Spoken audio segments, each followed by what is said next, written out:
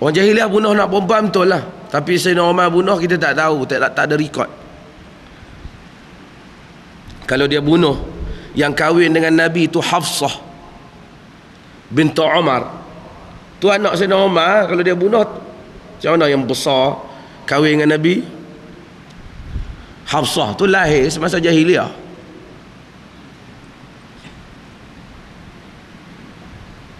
Ada macam-macam cerita yang dikaitkan dengan Sayyidina Umar ni yang tak benar.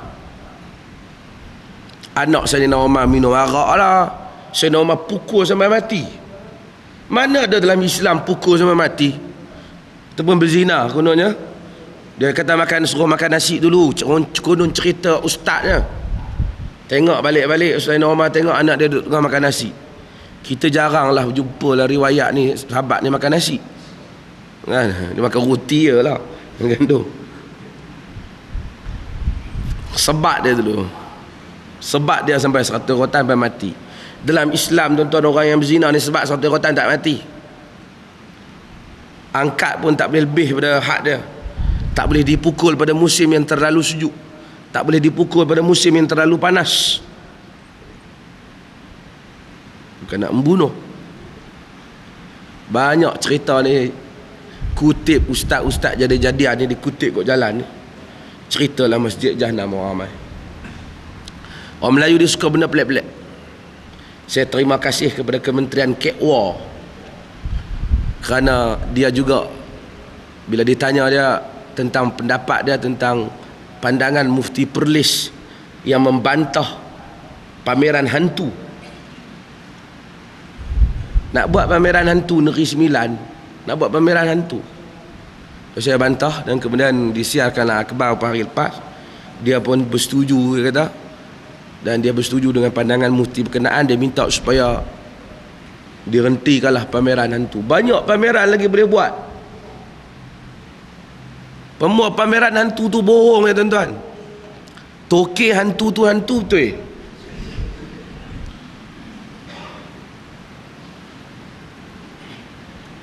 Orang Melayu gitu, ambil telur pi buat gitu, pecah. Nampak tak?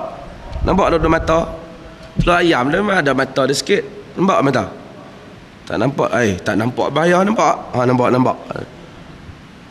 Tu dia hantu raya. Semua hantu raya makan. Yang tu hantu, yang ni hantu. Orang penyakit kanser hantu.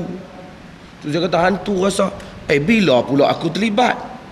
Hantu pun heran kat kampung tu, dia tak buat apa, bomoh simple lah, hantu. Mari orang hak nak agama sikit lah, reka ubat. Pameran perubatan Islam ada reka yang bukan-bukan. 3 hari pi kursus boleh jadi pakar perubatan Islam. Kursus dia perubatan 3 hari. Mari mana 3 hari? Tuan-tuan, hari tu saya baca riwayat yang disebut oleh Al-Imam Al-Zahabi dalam Syiar A'lamin Nubala. Aisyah radhiyallahu anha, Ummul Mukminin, dia pandai perubatan dan sahabat heran dia, macam mana dia boleh pandai perubatan.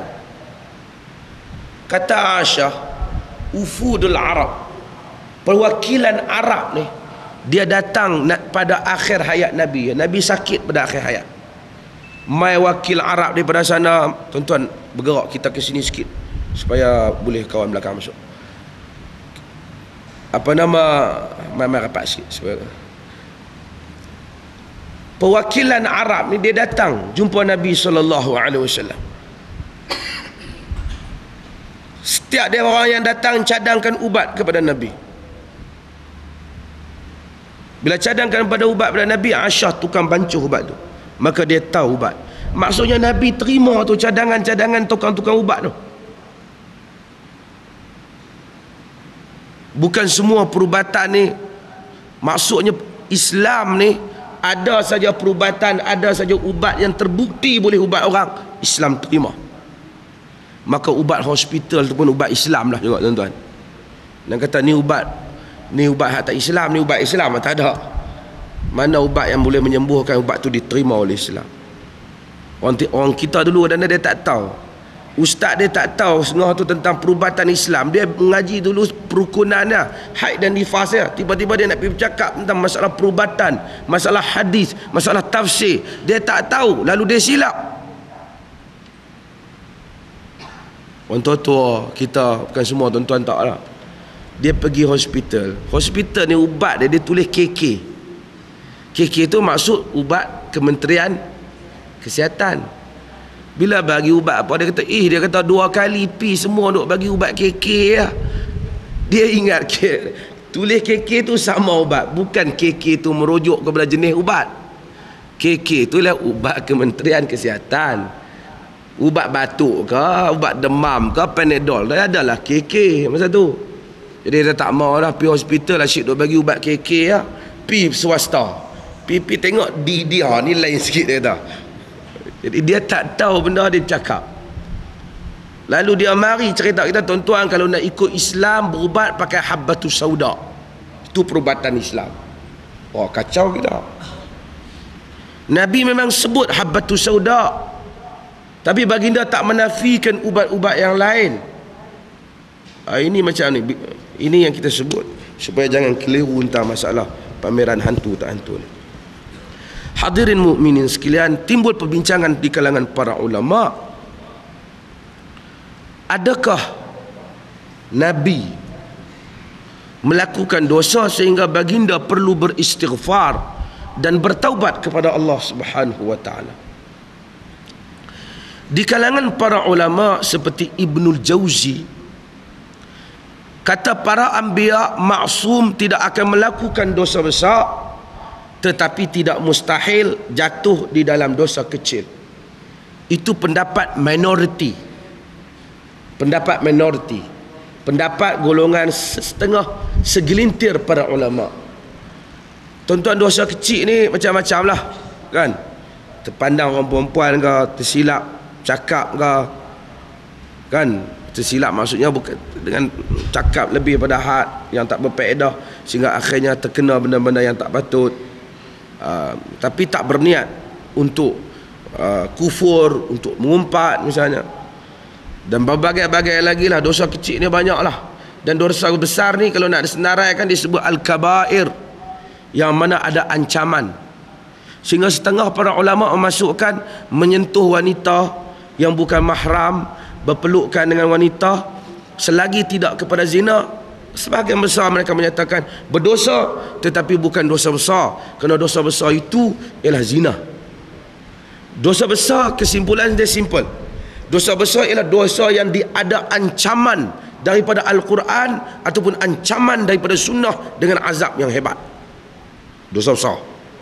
Bila dia tidak ada ancaman dan ada larangan, orang laku dia berdosa, tapi dia panggil sagair, dosa kecil.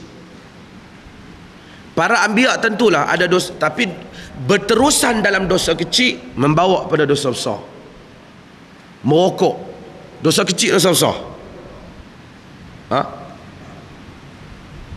Kau tak berdosa. Kawan yang ada rokok tekan, rokok masuk.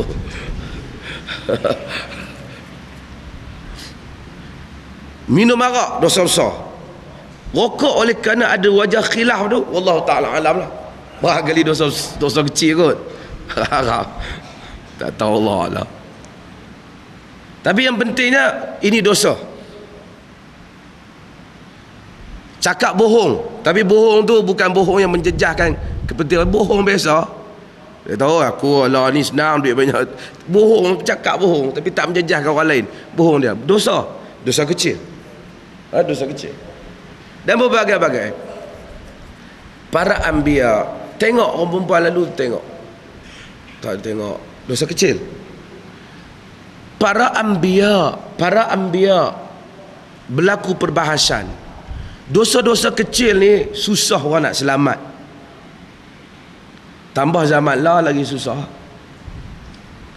Adakah ada kemungkinan dosa kecil ni kita terjatuh di kalangan para anbiya? Khilaf, majoriti para ulama kata tak. Kalau tidak, mengapa para nabi memohon istighfar kepada Allah Azza wa Jal